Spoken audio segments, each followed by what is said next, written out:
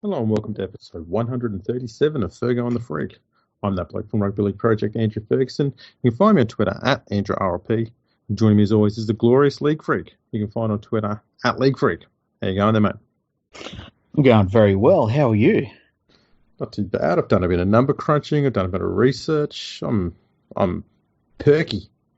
That's great. Yeah, it's always good to hear you doing the number crunching, hey, because the way I used to do number crunching, when I used to do it, it took a lot longer. It was a lot harder to get all the info, and you've just got it all on Rugby League Project, obviously. So it's fantastic. Yeah, I like being fantastic. Why don't you just tell us how fantastic you are then? Oh, out of 10, I'd give myself a 20. Nah. Oh, there you go. Wow, I thought I had the ego. You do. Sometimes I've just got to let it out for a little bit, and then I put it back in its box for another 2 or 3 years. That's it, job done. You won't hear from that for another 2 years. The footy season in Australia pretty much got properly underway this weekend. With trials matches going on. We had the World Club Challenge, the All-Stars games, so we've got a fair bit of footy talk going on, I guess. And the number crunching is, we'll get to that later, but that's pretty fascinating. We've got a little interesting stat out of that too, which hasn't been mentioned anywhere, so that's going to be pretty good. Yeah, it was cool when you brought that one up. Can't wait. I can't believe no one brought it up, but I kind of know why, but yeah. Well, they haven't got a stats man like me, which is, I thought I'd put that ego away. Yeah, well, they should be employing you, because if they employed you, then they would have all been able to have promoted it the right way, but they didn't. That's their loss. Opportunity missed. Yep, 100%. So we'll start off with the All-Stars game. And in the women's All-Stars game, we had the Indigenous side won 10-4 in what was a pretty tight game. That was possibly I'm pretty sure that was the only game I watched the majority of this whole weekend. And how good was it? Like, that was a proper brutal match.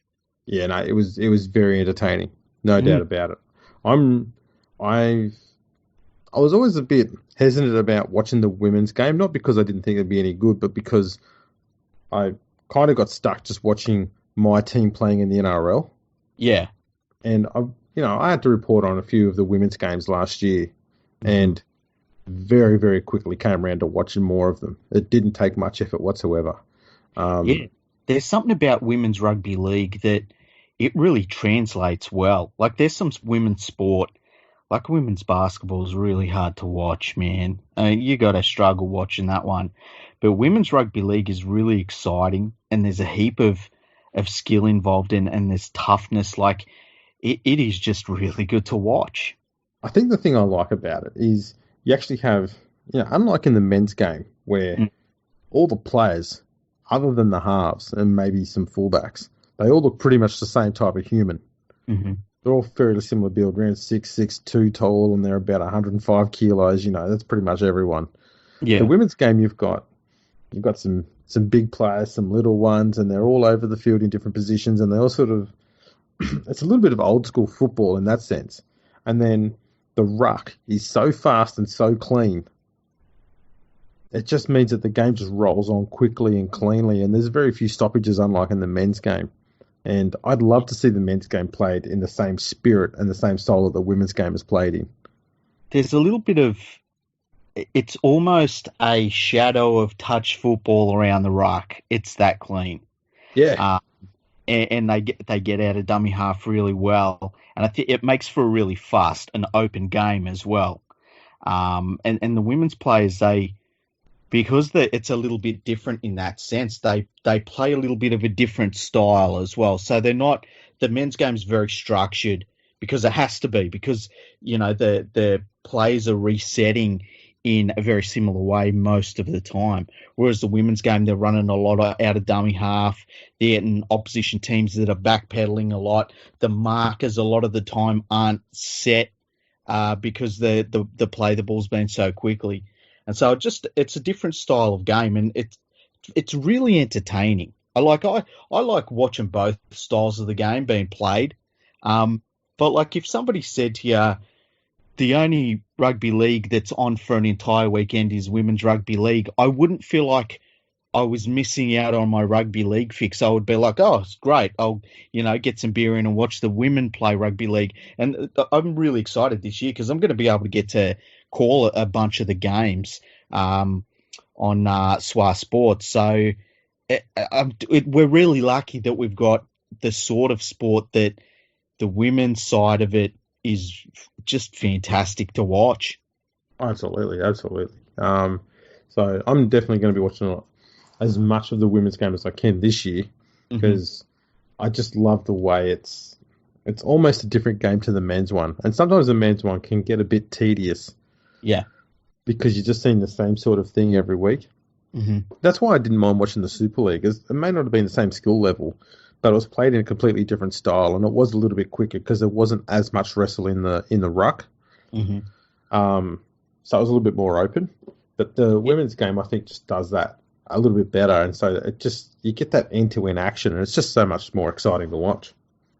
Yeah, it's going to be interesting to see. I mean, obviously this year's locked in for the women's competition.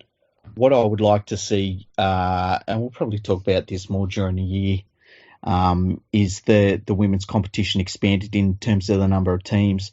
And I think what they need to do is, instead of just having, one quick block of the women's season, because the women's season is very short, what I would like to see them do is maybe, you could spread out the schedule and maybe have like the women playing every 2 weeks.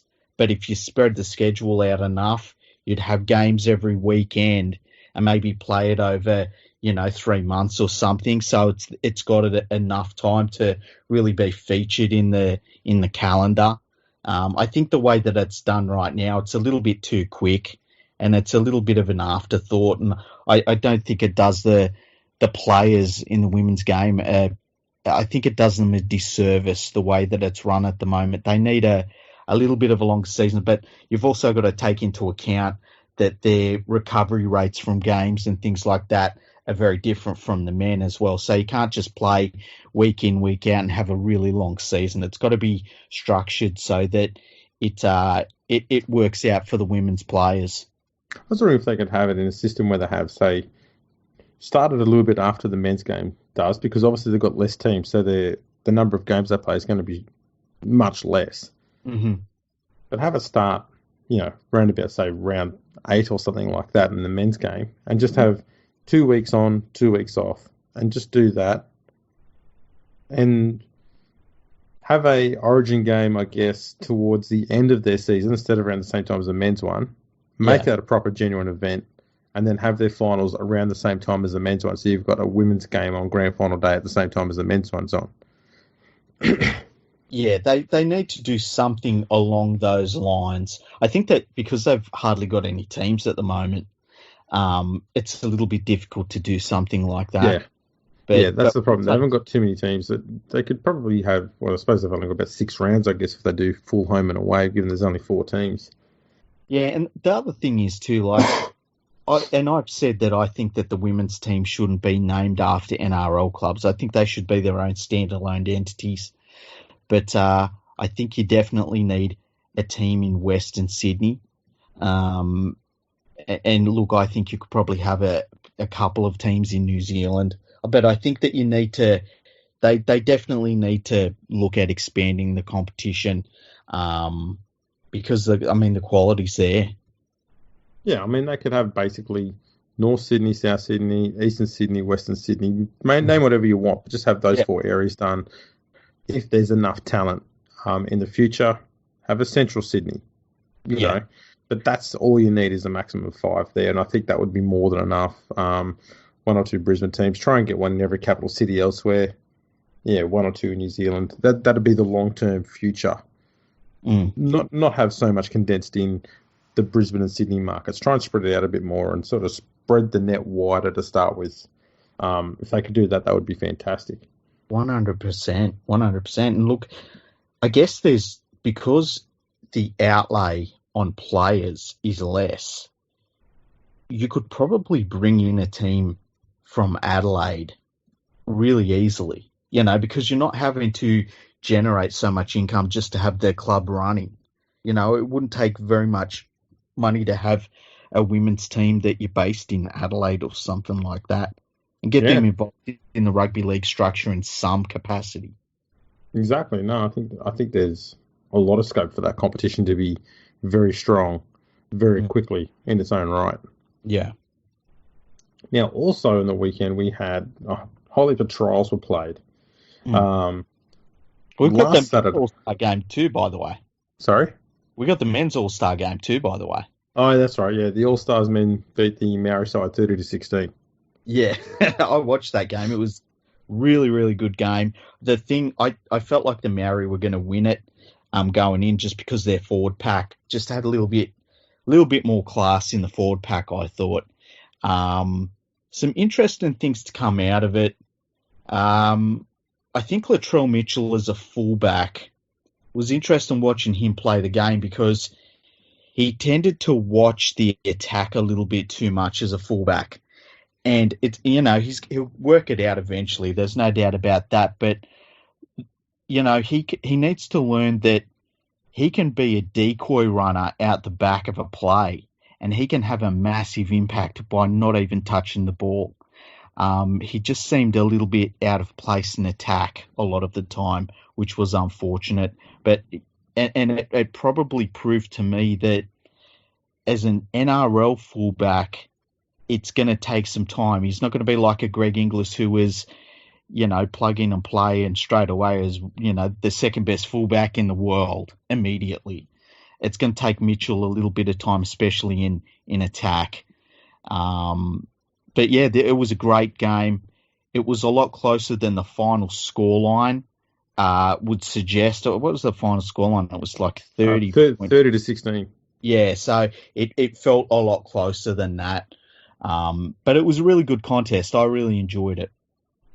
No, it's good. Now, look, I think for Mitchell, it's hard to judge any of the players based on the All Stars game, given that there's so few club combinations there. Yeah. So I think I'm more interested to see how he goes when he actually lines up for South in a trial game. Yeah. He's been playing alongside players that he's been training with for the last few weeks. I think that might be a little bit, a better indicator, I guess, as to where he's at. Yeah, and one of the interesting things, like he looked like he was short of a run. Not too much, but he looked like he was a little bit short of a run, which most players are at this point of the year. It also made you appreciate, because he's about the same size as Greg Inglis, like they're two big dudes.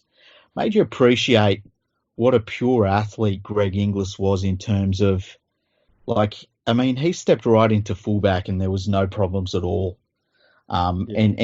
Mitchell's a little bit younger than Inglis was when he made that transition. So, but he has the size. He's got the skill. He'll work it out. I got no doubt about that. But it was interesting watching him play that first game. And I think he's got the best teacher there at South in that Greg Inglis is around, and he'll tell him what to do. And yeah, I've got no doubt that it'll work out for him. They also trialled some of the new rule changes. So they had the 20-40 rule, which I think one player tried and they didn't pull it off, unfortunately. The captain, they had the scrum setting in the middle of the field, which was good. I liked that one. But the captain's challenge is going to be a mess because they've only got 10 seconds to put up the captain's challenge, and only, certain people can go to the referee and say they want the captain's challenge.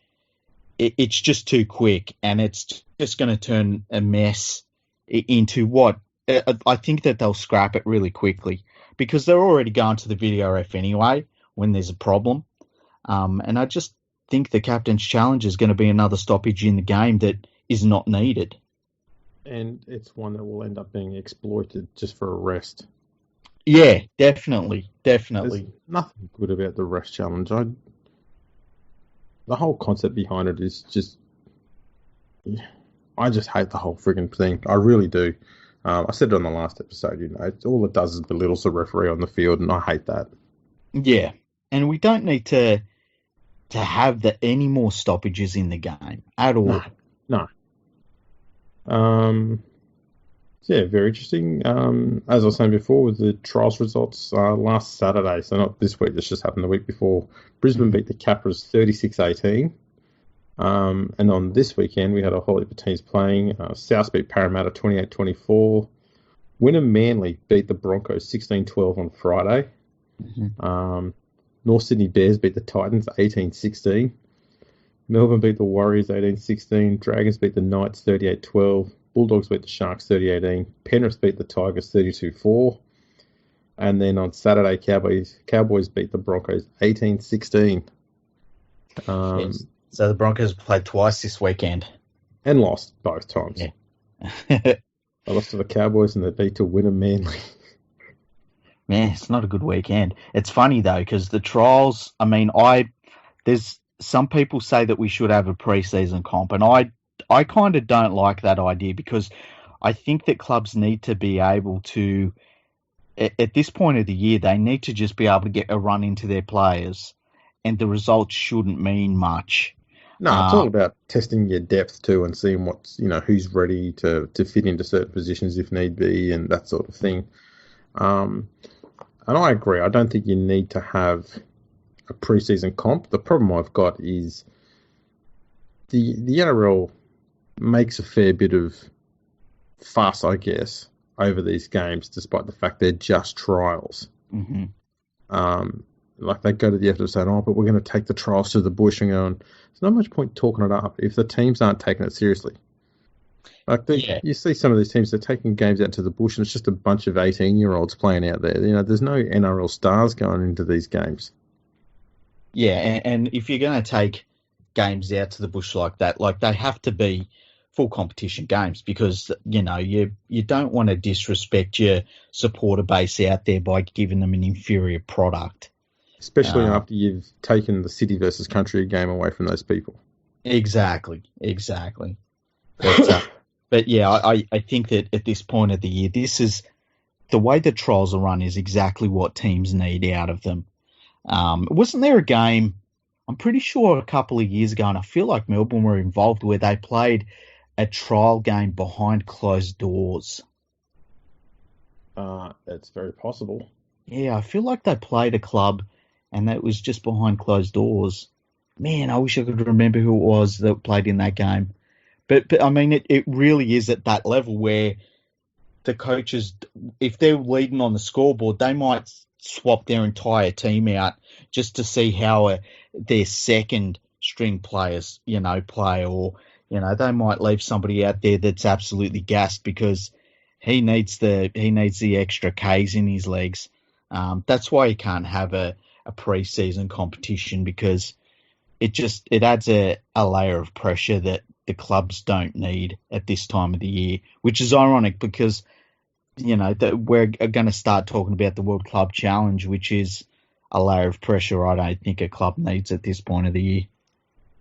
No, that's true too. So speaking of that, the Roosters beat St Helens 20-12 to retain their title as world champions.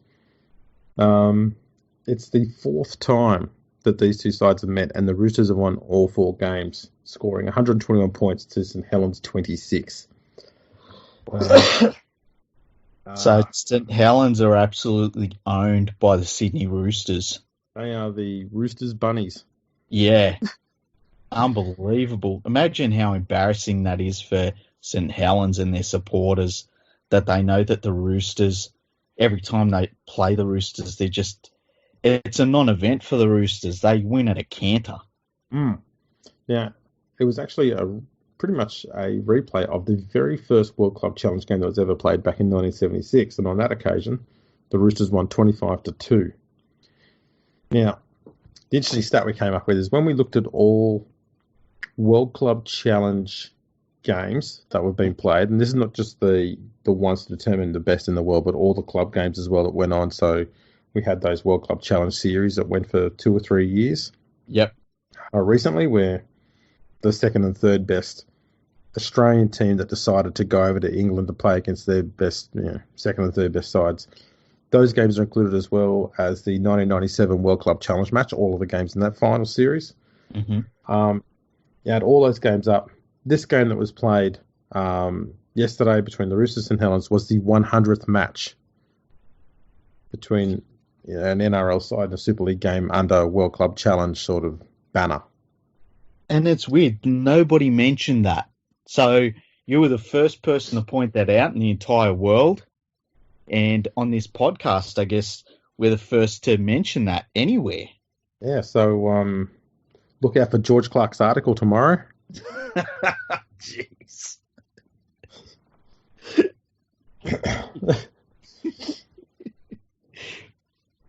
Yeah. We'll leave it there. So we at League Freak's request, I put together a ladder for every team that's ever played in those 100 games. And we figured out who the best team is in the history of World Club Challenge matches. Yeah, so it's like combining all of them, having a big for and against, who's won, who's lost. So who come out on top? Okay, so we've sorted this by win percentage, points difference, and we've come out with the 4 teams who have never lost a World Club Challenge game. But the team at the top is the Roosters with 6 wins, and they've scored 177 points, conceded 48. The points difference of 129. That's pretty good against. Absolutely. So they are the best team ever in the world in club footy. How's that? Is that about right?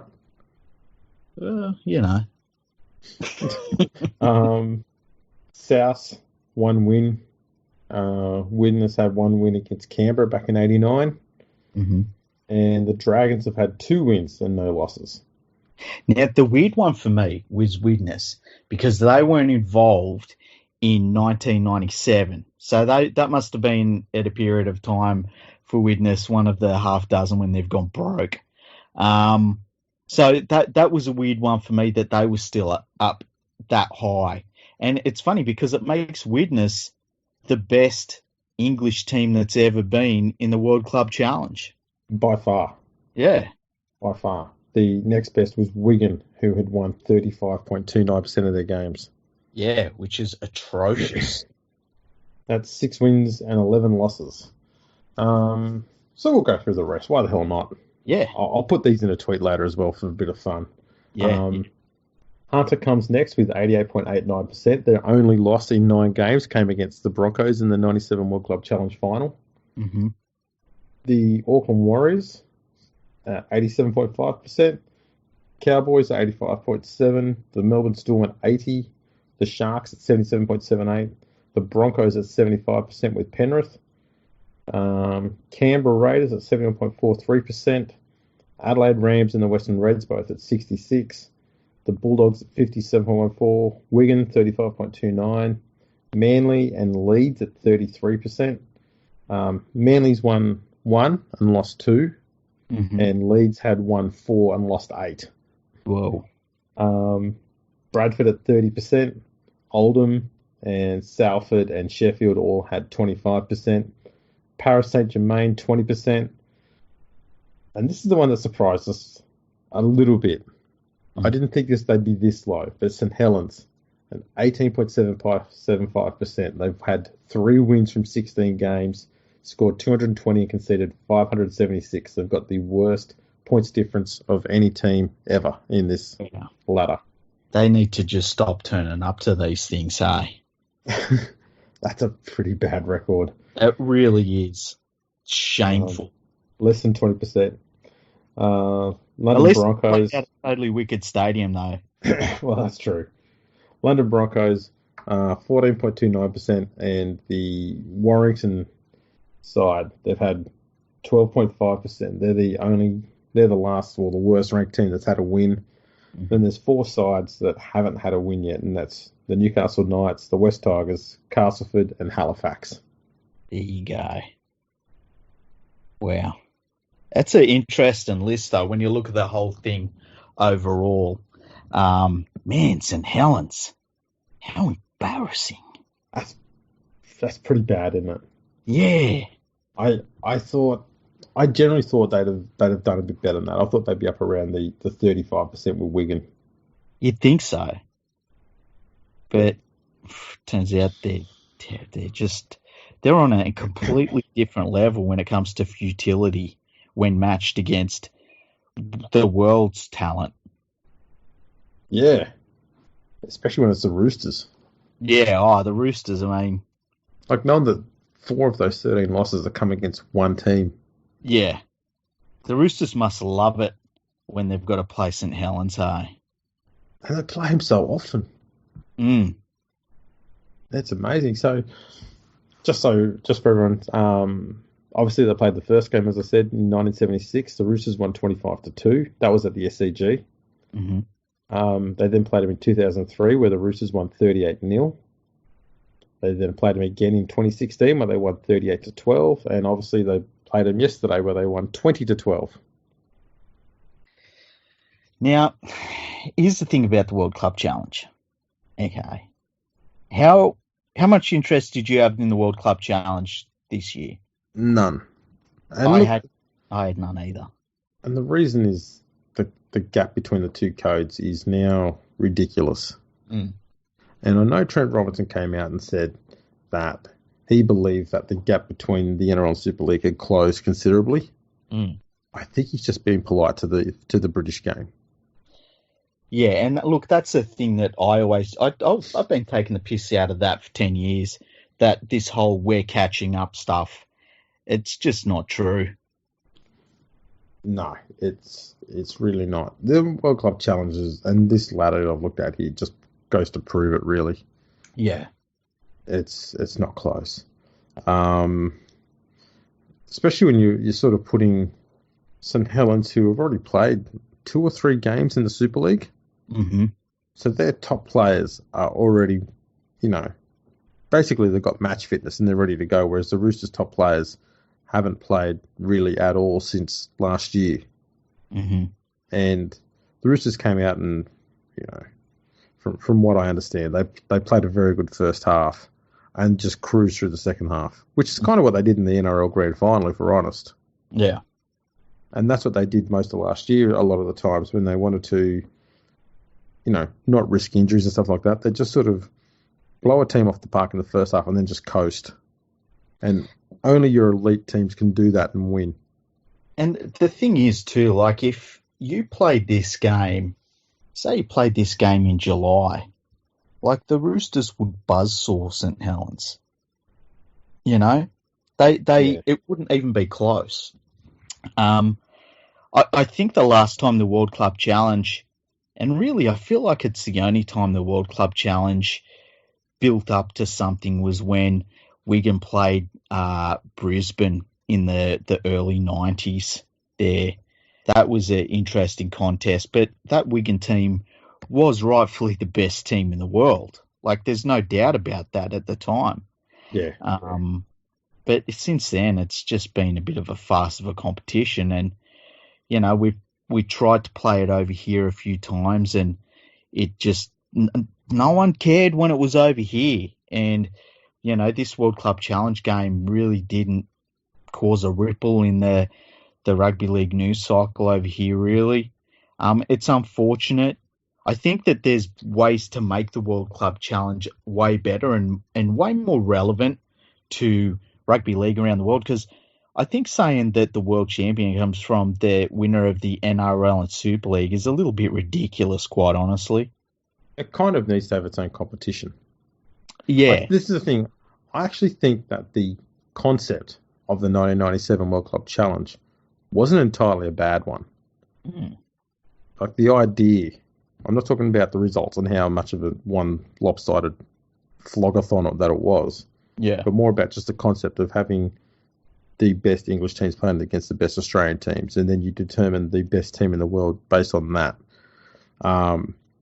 Obviously, things got tweaked midway through that competition to try and keep it somewhat relevant, given that the Australian teams were flogging the English ones. And I'm not embellishing the facts here, because there were 60 games played before the finals in that 97 World Club Challenge. The Australian teams won 52 of those 60 games, scoring 2,316 points to the British side's 851. It's insane. It was so It was shockingly bad, and the weird thing was that it was almost one of the crown jewels that Super League had, because they'd been talking about, we're going to take the aims to the world and all this, and they'd made their club season, their Australian club season, short so that they could play this World Club Challenge. And then when it turned into the absolute annihilation that it became very early on, it was a PR disaster, and it really took a lot of the wind out of Super League sales, the Australian Super League competition sales. They lost a lot of money on it, and it kind of ended their season. You know, it was just a nothing event. Like, you know, it was we had that out of it. So we had that farcical thing in the last round where Penrith played St Helens, and Penrith were given it seems odd saying it now, but at the time during this competition, it's actually seemed quite achievable, where they had to beat St Helens by 47 points or more to reach the finals. And Penrith only won by 6. And so they missed out on reaching the finals despite not losing a single game. And St Helens went through despite not winning a single game. Yeah. The whole thing is absurd because 2 English sides, Bradford and St Helens, went through to the finals without winning a game. Yet there were 5 teams in the B group from England that all won a game and none of them went through. It just shows you how absurd the whole thing was. Yeah, and they were trying to make it relevant, and they just couldn't. They couldn't at all. And I think that was really the first time that the Super League competition in England realised that they were so far away. Another thing that happened at that time, because, you know, International Rugby League was pretty close, but when the Super League war happened and basically all of Australian players become full-time professional, and, you know, it wasn't just our one league's worth of professional players. Like, we had 22 professional clubs over here immediately, and they're all on massive money, the players. And we took a massive leap away from Great Britain and how good they were, and they've never caught up. No, that's right. It was, and that World Club Challenge tournament pretty much showed that better than anything else. So what would you have? How would you fix the World Club Challenge? Because I've got an idea of how I would fix it, but what would you do to fix it? Look, I think I like the idea of the 97 tournament. I wouldn't make it as long as what it was. So I'd probably pick the top 6 teams from both tournaments, both competitions, Super League and the NRL. Yeah. And then have, I don't know, a few pools there where they play, instead of having the English teams playing all their games against Australian teams and vice versa, mix it up a bit. Draw them out at random if you need to determine the pools. And that way you've got a more fairer chance, I guess, of an English team going through to at least the final 8 teams or whatever. Yeah. Because I think the only way you can help the English competition get better is to be playing against better opposition. And so instead of just having the same 2 or 3 teams constantly playing against an NRL team at the end of or the start of every season, which essentially only helps one English team get better, which just puts them further ahead of everybody else, which doesn't help the English game at all. No. Why not drag 6 teams along and say, right, you all get this opportunity here. There'll be floggings for the first few seasons, but I think eventually it will help those other teams to get better and close the gap a bit, and it's going to be the best thing for the English game. See, I would go a little bit different from that. I would have the year immediately following the World Cup, I would make that off-season for the World Club Challenge. And it would be, like, it would only be played every 4 years. And what I would do is I would make it a straight knockout competition, and I would invite the top club side from each nation, and obviously not every nation that plays the game, but like, say, 8 nations that play the game. So what you would have is, as it stands right now, St Helens would represent Great Britain. The Sydney Roosters would represent Australia. The New Zealand Warriors would represent New Zealand. The PNG Hunters, who were in the Queensland Cup, they represent PNG. The Toronto Wolfpack would represent Canada. You'd have the Catalan Dragons representing France, and then from there you're starting to have to go into the weeds a little bit. You'd want a representative from the United States. You might end up having some sort of playoff system where with smaller nations in Europe or something where they get to be involved and just have it as a straight knockout competition, because it wouldn't take very long if you did it that way. I think the burden on players wouldn't be too bad. And I think you could honestly say that it is a World Club Challenge because you are getting teams that are literally from different parts of the world. I think that would be really interesting, and I think it would be far more relevant than what we've got right now. Yeah, I mean, I think for me, both ideas have been improvement. Is at the same, because what's at the core of both of those is that every team that's not an NRL side gets to play against a better competition or a better team at some point, and that's only good for everybody. Yeah, and I think any time that, because we've become in rugby league, there's been a point where we've been too compartmentalised, and we need to change that as much as we can. And we've seen that with the international scene. Once you start getting that almost a cross-pollination between different countries, it's a good thing for rugby league overall. And I think that we would see that at this club level if we did that. I fully agree. And it would, I suppose, it'd give us something to watch in the off season instead of the trials between teams that aren't really taking it that seriously because they don't have to. Yeah, you shouldn't be expecting them to either, to be honest. Well, wouldn't you be interested to see how the Toronto Wolfpack went against the PNG Hunters? Well, yeah. Like, that would be a really interesting game. I don't know how that game would end. Actually, I'd be more excited about watching how Catalan Dragons went against PNG. Just two completely different styles. Yeah. Because that's more of a French team versus a genuine PNG side, whereas Toronto doesn't have anyone from Canada in it. It's just another English team, really. Yeah, that's true. But and it's like those sorts of contests I think would be awesome to see. I think it'd be great for New Zealand Rugby League to have the Warriors and know that they're going to be part of the World Club Challenge every 4 years. There's a lot that I think the game would get out of a system like that. And because it's a knockout competition, like 8 teams, what's that? That's 3 games and the competition's over.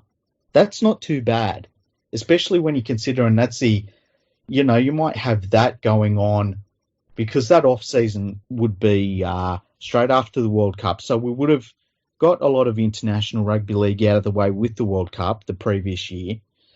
And you could have the World Club Challenge played at the same time you had maybe a Northern and Southern Hemisphere World Nines or maybe the World Cup of Nines. There's so much you could do with that off season, and you would be cutting out international rugby league overall.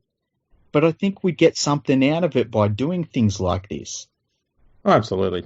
I think there is one downside though with your idea, and that is, what if the Warriors finish second last? Okay, in the NRL, they still get into the World Club Challenge tournament that you've got there. Yeah. Now, obviously, they play against PNG Hunters. They play against Catalan. They win both of those games. They come up against the Roosters in the final, and the Roosters have rested a few players because they're not taking it too seriously, and the Warriors come out and win. Yeah. And they become the World Club Challenge or World Club champions, despite finishing third last in the NRL, not playing finals football at all the year before. You know what? I personally wouldn't have a problem with it, just for the fact that it's called the World Club Challenge, and it's not the World Club Championship. We've seen teams win the European Soccer Championship who weren't the premiers of their competition.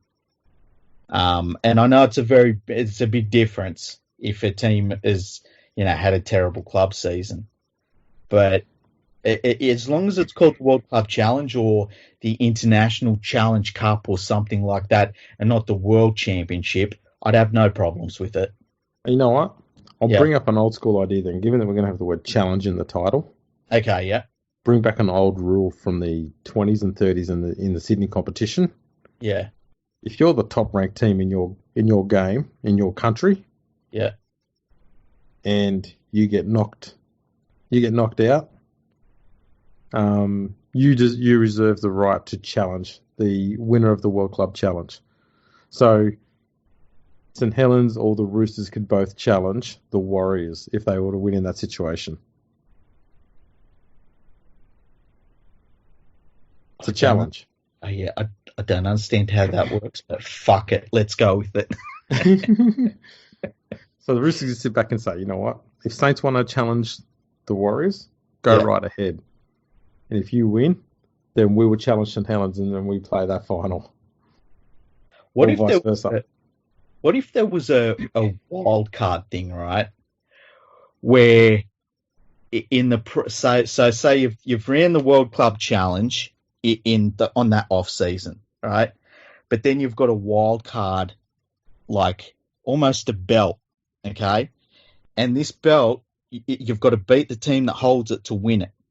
And the team that ends up holding it at the last, as they go into the World Club Challenge, gets to take part in the World Club Challenge. That would be interesting as well.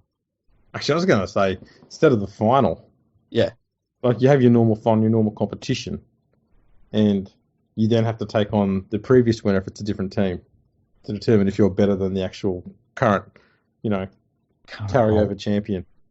Oh, that's an interesting idea. Wow, that's a really interesting idea. There you go. Man, we're full of ideas. I can't believe they didn't take me on board the International Rugby League board. Look, I think it's really clear that you and me should be running rugby league worldwide.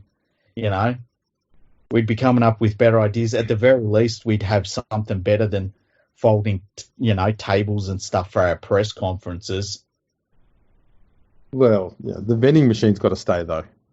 Yeah, 100%. I mean, that is some decor that we do not have in the NRL, and we really need. At least we would be like, man, I think we need to get a minder for Mark Coyne.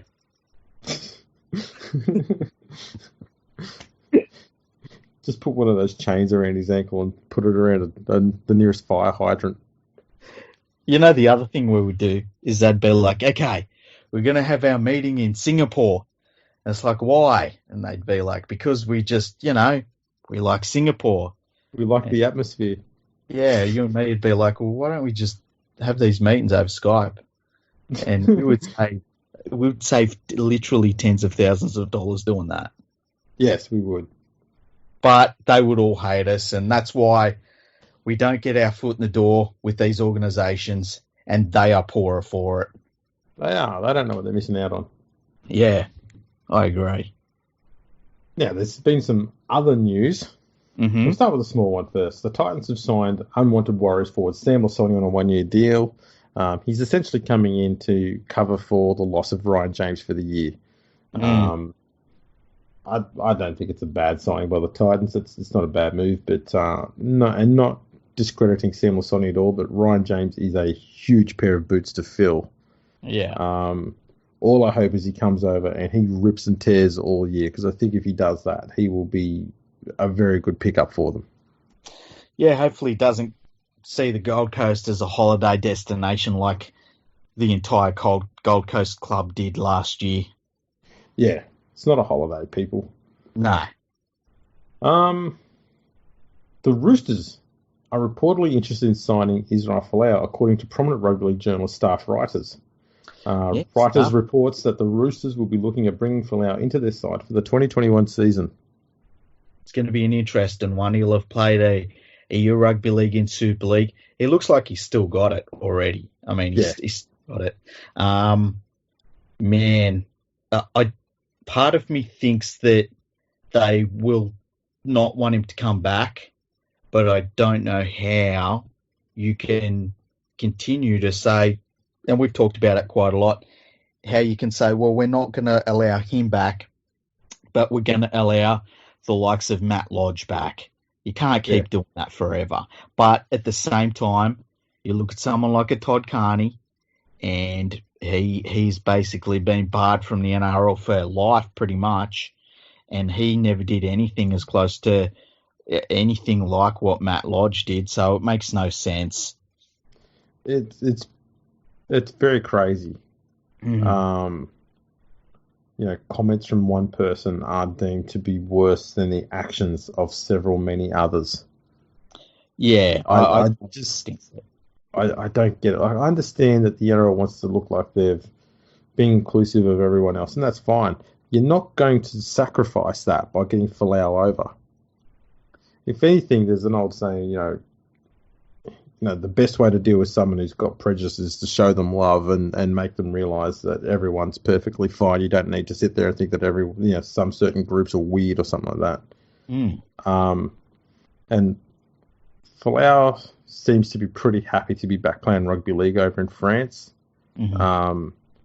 He's agreed to the contract Catalan put down, which they basically said, you say anything bad anywhere, we're going to terminate your contract and we're not paying you a cent. And he's gone, I'm signing that no matter what. Yeah. But that's all the NRL has to put to him, and that's all the Roosters, if they sign him, has got to put to him. You sign with us, you find a player, whatever, we'll give you whatever money. But the minute you say anything bad anywhere, we terminate this deal, you don't get a cent. If he wants the money and he wants to play, he'll agree to it and he'll do what he's told. But you know what, right? I've got zero faith in NRL clubs. They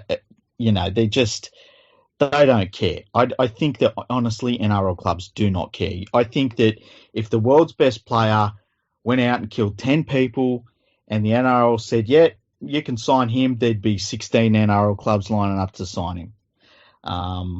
So I feel like once there's a bid in for Israel Folau, and it looks like the NRL might okay him, I think you'll get a number of clubs. And once you get more than a couple of clubs or even one club, then you just need the one that says, look, say whatever you want on Instagram, you'll get your money.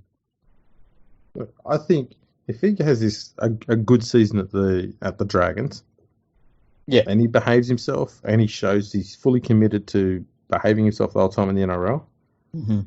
Every team will be chasing him except the West Tigers. I guarantee you. Yeah.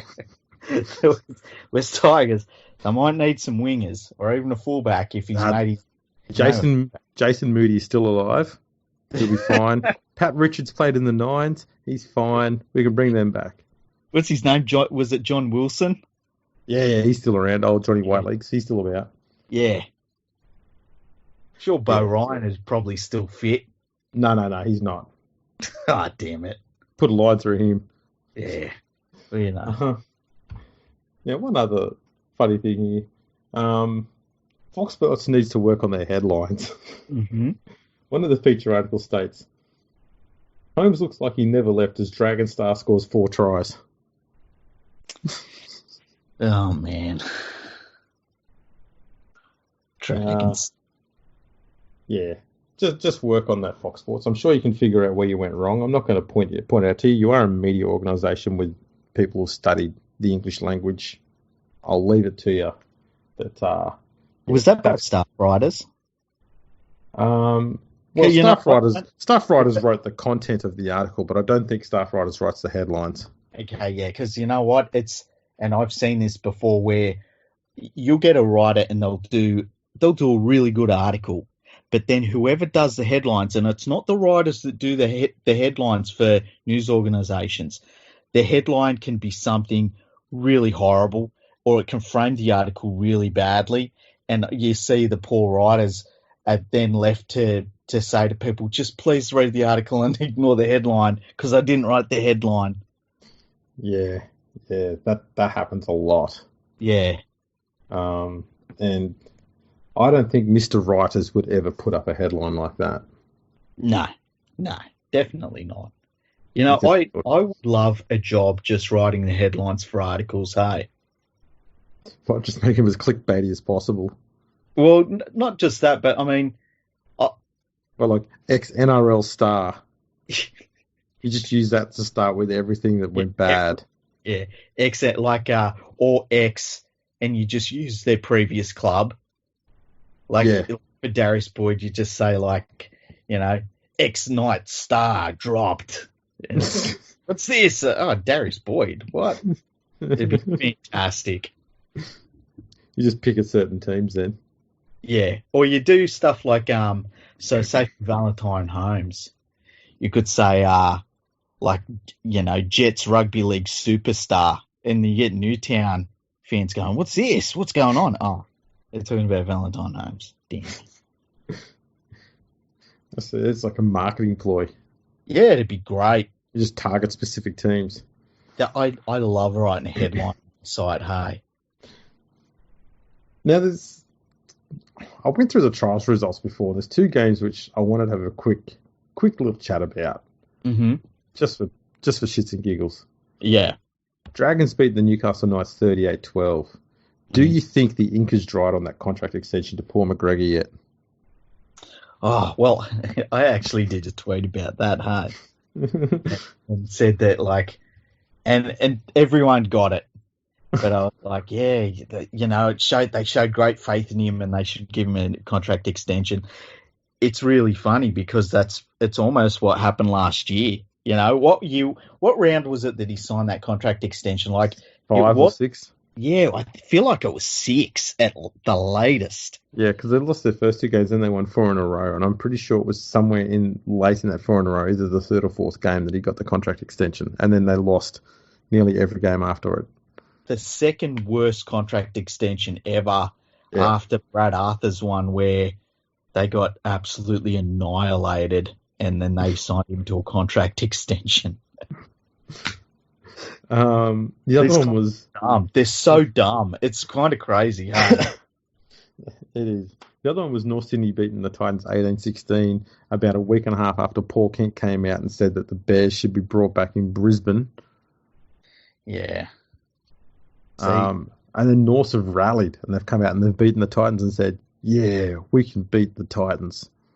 It's a fantastic moment for the North Sydney club. Should the Bears merge with the Titans? Remember there was a man, this rugby league's so dumb. Remember a couple of years ago there was talk that and this was Greg Florimo, because anytime the Bears are mentioned, Greg Florimo was a go-to person. And when the Titans were for sale, Greg Florimo come out and said that they should buy the Titans and then play half the games on the Gold Coast and then half of them at North Sydney Oval. And people actually wrote them articles for a while. Yes. I thought that was last year. Was it just last year? I think it might have been. I'll have to check. Yeah. But yeah, that wasn't that long ago. Yeah. This talk of North Sydney coming back, bring back the Bears. Maybe they could bring them back as the Titans. We call them the North Sydney Gold Coast Titans Bears. The Titan Bears. Imagine their logo. Their logo would be fucking awesome. Imagine it's like a bear. It's a bear with a shield and a sword. Yeah, with a shield and a sword, but then like off the back of its armor, it's got like bazookas and guns and like rocket launchers and stuff, and it's growling and like it's got one eye like the Terminator. Oh, that'd be awesome. It'd be epic. Yeah, I want that to happen now. I suppose you wouldn't need to call them the North Sydney Gold Coast because the Gold Coast is north of Sydney. Yeah, that's true. What could you call them? You could call them the Golden North. The Golden North Bear Titans. Titan Bears. Golden North Bear Titans. Oh, shit. There we go. We solved them. Yeah. Remember when the first Gold Coast team come in and they were the Gold Coast Tweed Hedge Giants? Yes. That didn't last long. No. Well, it was mainly because the club got bought by the Seagulls Leagues Club, and so they changed their logo to a seagull. Yeah, which was super marketable. Yeah, that worked well. Yeah. It's really weird is when you fly to Gold Coast Airport and it's actually in New South Wales. Yeah. Well, that's not weird. I mean, that's helpful. Oh, it's good because you're not landing in a state of absolute confusion, Queensland. You're not leaning back in time. Exactly. It's like, yeah, I like to get off a plane and still be like not in the 1980s, like Yeah. Queensland. You want to be in the present day still. Yeah, pretty much. But it just throws your phone out. It stops working. Yeah, and then they've got they don't like daylight saving because like I don't know, I feel like it's almost 50% of the reason why people don't like daylight saving is also 50% of the reason why they don't like fluoride in the water. Just because them damn city people. Yeah. There might also be anti-vaxxers at that rate. Probably. Cyclists. Cyclists? Where does cyclists come into it? I'm just trying to pick out hated groups. Vegans. Put them all together. Yeah, yeah. There we go. Have we had any emails? Oh, we did actually. Oh, I was going to spring it on you, thinking that we didn't have any. There you go. We got us an email. Yeah. I got to open my email account. Alrighty. Let me finger that. Emails, mate. Emails. Emails. Okay, so we had one from Adam, and subject was Top Poddy. And he said, "Hi, fellas. Top podcast, your latest episode and Twitter questions to Todd Greenberg were great episodes. Lots of laughs, lots of insults. Keep them coming. Listening to every episode. Oh, listen to every episode. Champions for being the only league potty to keep going in the off-season." So thanks for that, Adam. That was a really nice email. I emailed him back, said thank you very much for that. Yeah, I think we were the only one that properly went through the off-season, and that's just because we're better than everyone else. There was another one, the voluntary tackle. But yeah, we've been the only two that flew the flag. Yeah.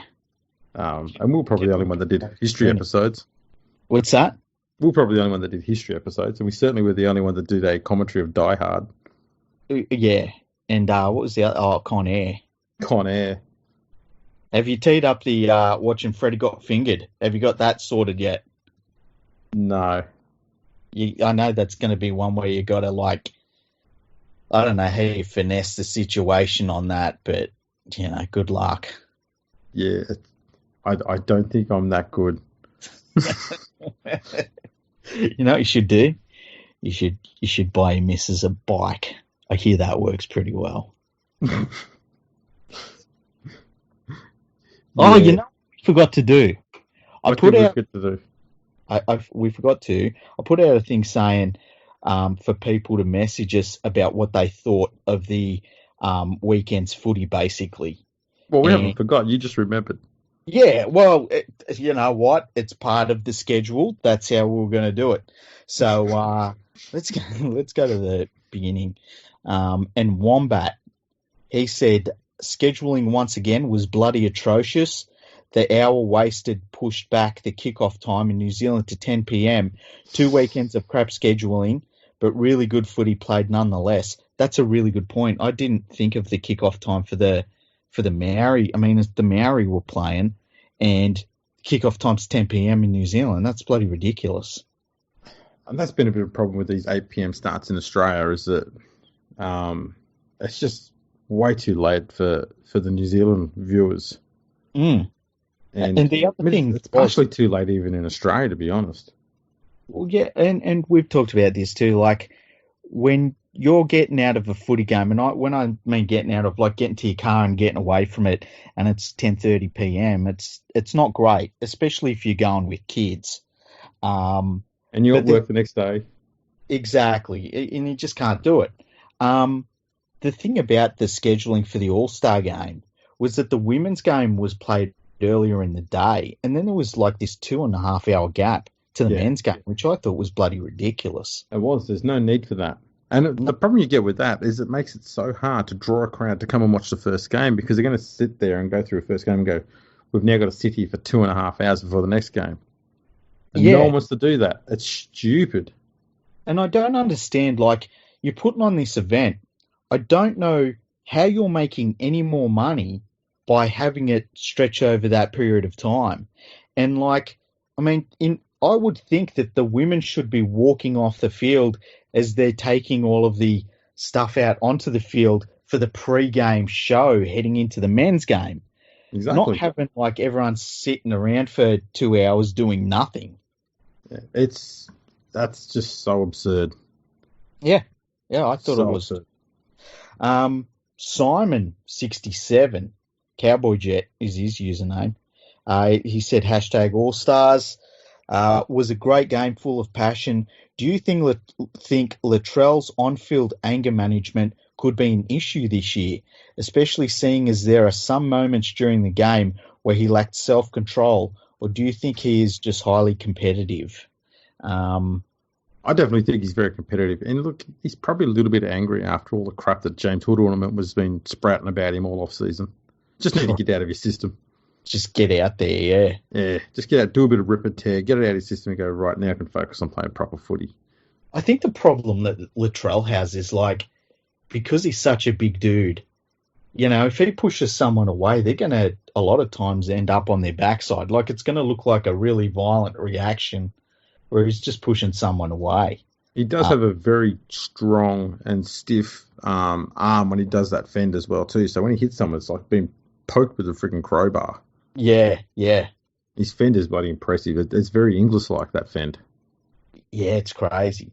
Where do you reckon, I mean, at this point in their careers, say you line them up, I reckon Inglis is definitely ahead of where Latrell is. Agreed. I think the thing about Inglis, people forget, he won a competition as a centre, he won it as a 5'8", and he won it as a fullback. He might have also won one as a winger too. About the winger one. No, I don't think he was on the wing for too long. Okay.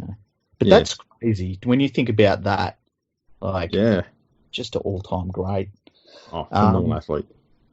We had a message from Samuel Bayless, one of our top supporters. He's really stuff amazingly. Thank you, Sam, for that. He said the Roosters are going to be very hard to beat again this year. Stupid penalties kept St Helens in the game with field position. Roosters didn't miss Cronk. Flanagan will be the buy of the season. I can't argue with any of that. I think if you're a rookie halfback and you're you want to go to a team where you can sort of ease yourself into the game and sort of, hit the ground running. You want to go to a team that's got a great spine, a good forward pack, and some great outside backs. And I mean, the Roosters have got all of that in spades.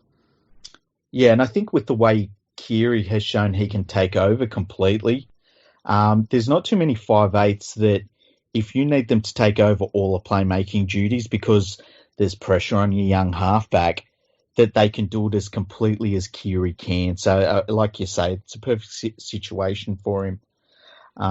We had a reply to that tweet actually from, I don't even know how you'd say this name. It's AHSIU. Asu? I think you nailed it. Yeah. He said, nah, in the NRL you need experienced halves, and the Roosters are more of a top six, definitely not winning this year. Great team, but the NRL is 10 standards above the World Club Challenge. Yeah, look, the only counter I've got to that experienced halves thing is the West Tigers in 2005. Yeah. Benji Marshall had been playing for a year and a half, and Scott Prince, not much different to that given all the injuries he had. I guess also with the Canberra Raiders, I know they didn't win it, but getting there with White and Caesar, Aiden Caesar, and I guess Caesar's pretty experienced, but it's not great experience. And Whiten, I feel like, is still learning the 5'8" position. I feel as though if you've got the right team at the right time and you hook it up, all that thing with experience and stuff doesn't really count, hey?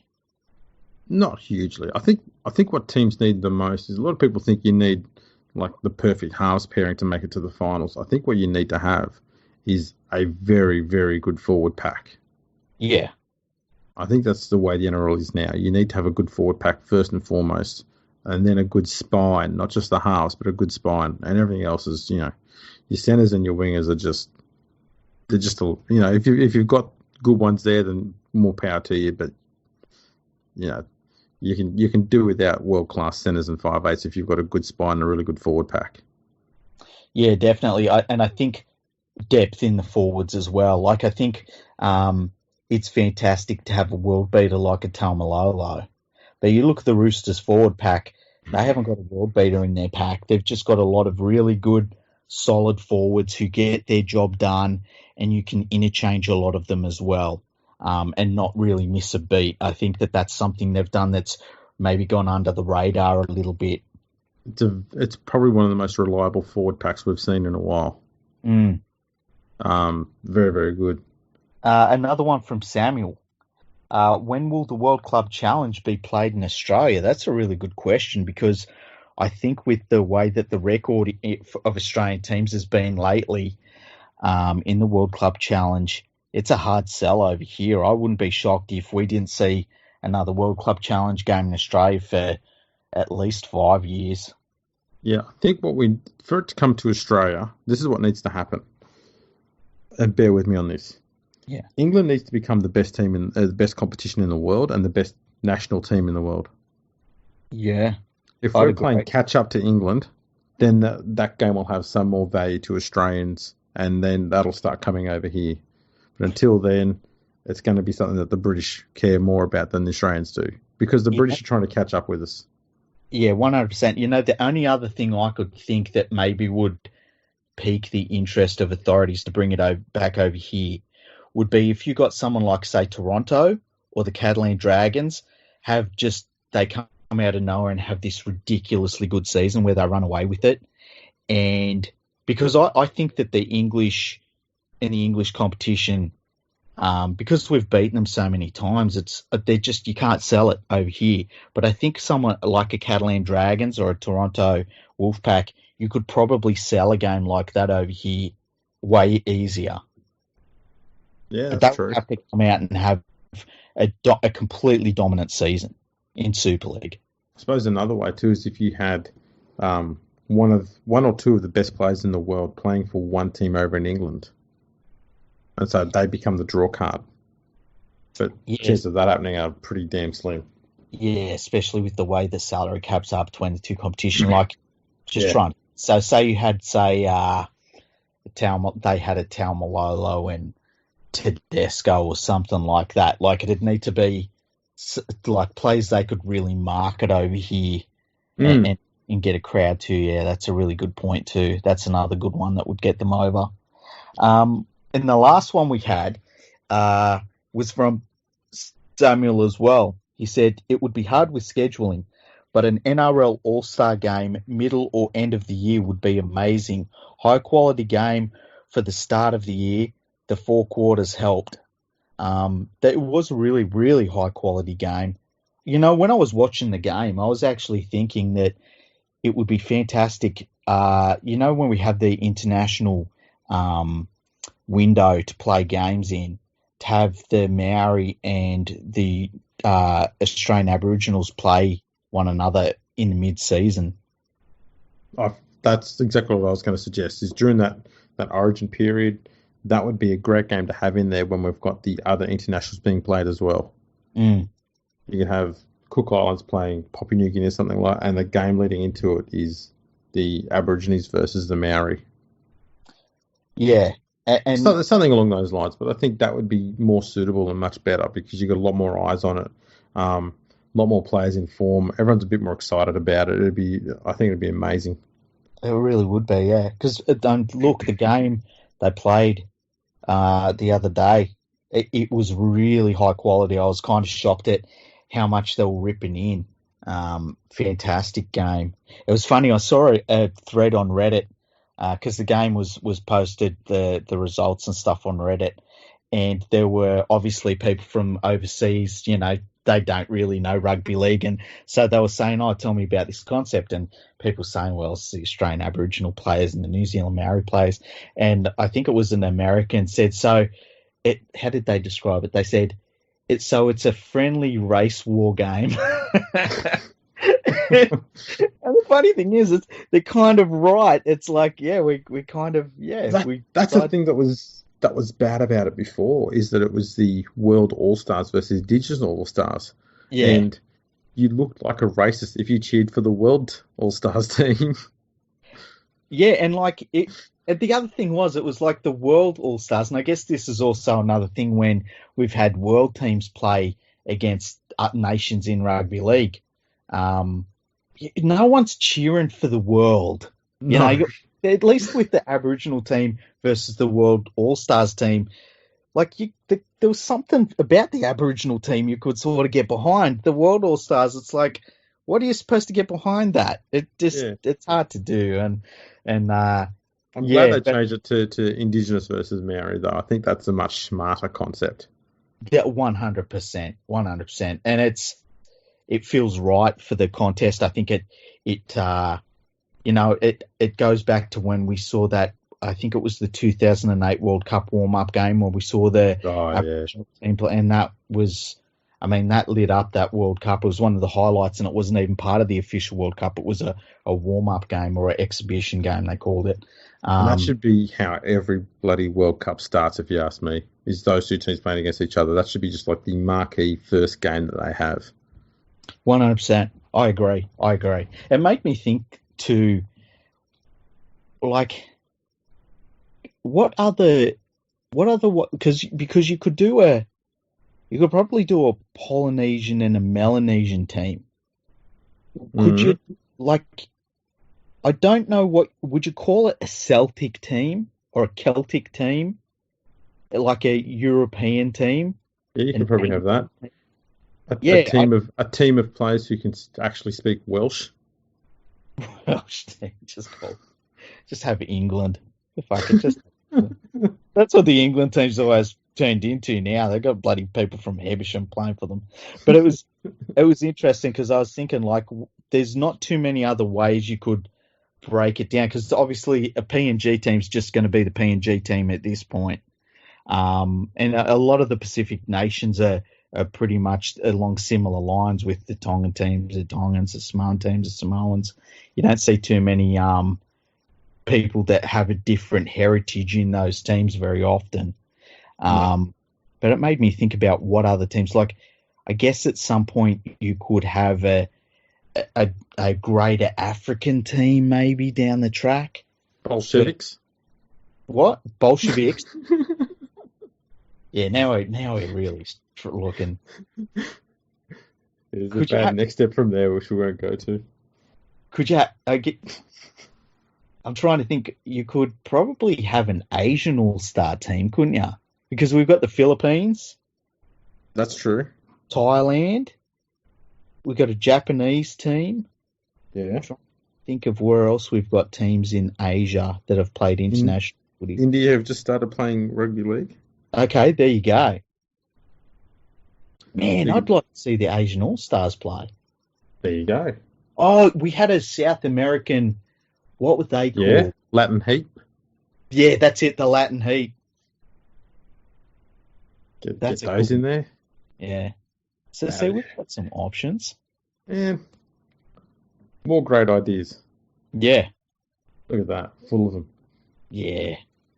Well, that's been a very thought-provoking episode, that. We've had stats, we've had ideas, we've had a bit of a chat, a bit of discussion about the games that went on and how to fix the pre-season and that sort of stuff. Mm-hmm. Jesus Christ, we've been busy. Yeah, and this is like, well, we knew going into this episode we had a lot to talk about, so it's been good. We've got a lot off our chests. Very productive.